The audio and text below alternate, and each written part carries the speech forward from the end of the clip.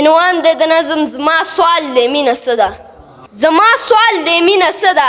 یو وړه شان مجموعه ده. زیم فکر دی عنوان دی پکې لویه فلسفه ده. یا خو ځان پوهول غواړم یا خو ستا اصلاح کول دي، ستا د ذهن احاطې له دا ګندره سشلول دي. زما سوال دی مینه څه ده؟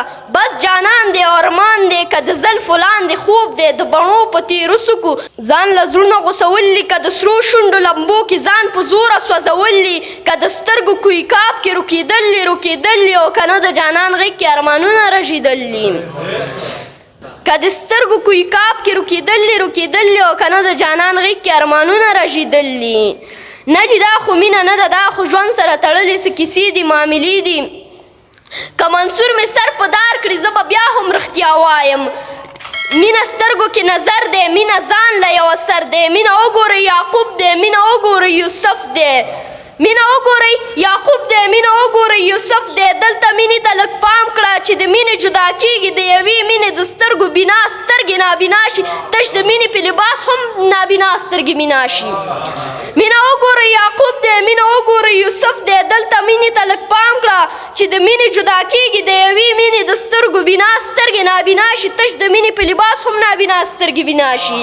مینه ژوند، مینه مذهب ده، مینه عقل نه مکتب ده. مینه ژوند، مینه مذهب ده، مینه عقل نه مکتب ده. مینه لویه فلسفه ده، دا د زړونو حادثه ده. که په دې زه کافر کېږم په خپل کفر زه خوشحال یم. زما یار زما ایمان دی، زما یار زما سجده ده. د جانان سترګې چې نه وي نه کعبه نه مدینه ده. مننه. که په دې زه کافر کېږم په خپل کفر به خوشحال یم. زما یار زما ایمان دی، زما یار زما سجده ده. د جانان سترګې چې نه وي نه کعبه نه مدینه ده. مینه حسن باندې نه ده. که بلال په تا مین شو نو ستا حسن ستا دلیل دی په بلال چې ته مین شي. دې کې لویه فلسفه ده. مینه حسن باندې نه ده. که بلال په تا مین شو نو ستا حسن ستا دلیل دی په بلال چې ته مین شي. دې کې لویه فلسفه ده.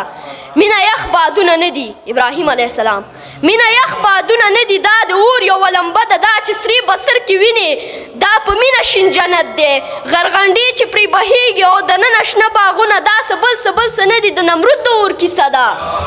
غرغنډې چې پرې بهیږي او دننه شنه باغونه دا څه بل څه نه دي، دا د نمرود د اور کیسه ده.